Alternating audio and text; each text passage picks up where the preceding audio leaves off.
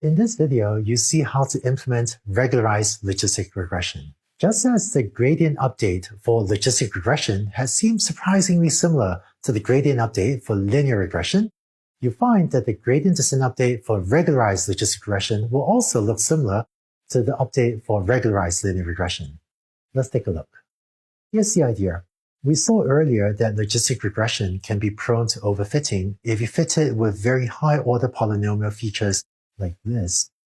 Here, z is a high-order polynomial that gets passed into the sigmoid function, like so, to compute f. And in particular, you can end up with a decision boundary that is overly complex and overfits this training set. More generally, when you train logistic regression with a lot of features, whether polynomial features or some other features, there can be a higher risk of overfitting. This was the cost function for logistic regression. If you want to modify it to use regularization, all you need to do is add to it the following term. Let's add lambda, the regularization parameter, over 2m, times the sum from j equals 1 through n, where n is the number of features as usual, of wj squared.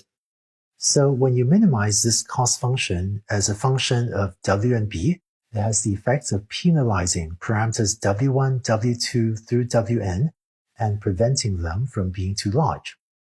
And if you do this, then even though you're fitting a high-order polynomial with a lot of parameters, you still get a decision boundary that looks like this. Something that looks more reasonable for separating positive and negative examples while also generalizing, hopefully, to new examples not in the training set.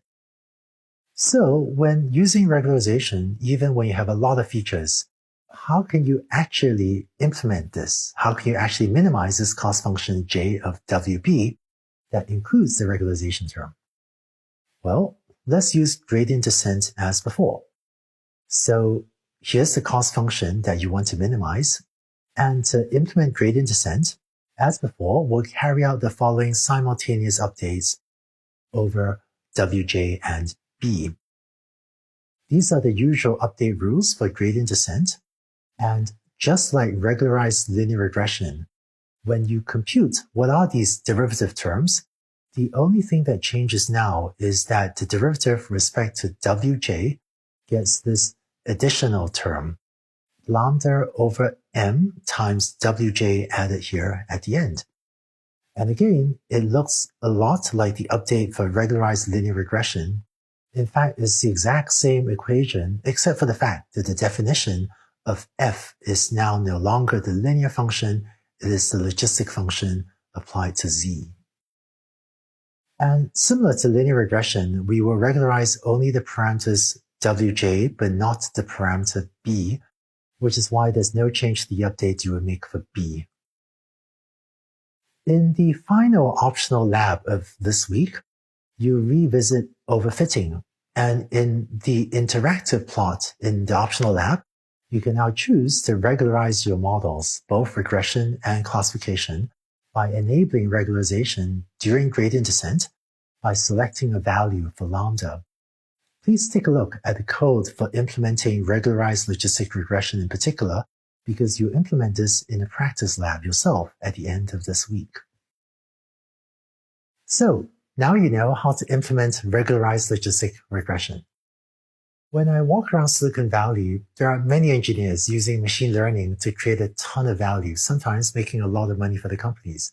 And I know you've only been studying this stuff for a few weeks, but if you understand and can apply linear regression and logistic regression, that's actually all you need to create some very valuable applications.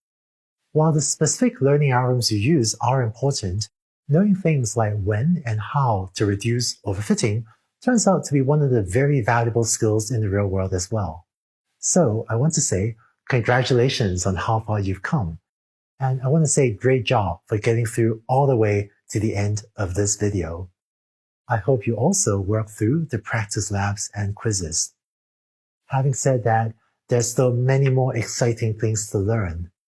In the second course of this specialization, you learn about neural networks, also called deep learning algorithms. neural networks are responsible for many of the latest breakthroughs in AI today, from practical speech recognition to computers accurately recognizing objects and images to self-driving cars. The way a neural network gets built actually uses a lot of what you've already learned, like cost functions and gradient descent and sigmoid functions. So again, congratulations on reaching the end of this third and final week of Course 1. I hope you have fun in the labs, and I will see you in next week's material on neural networks.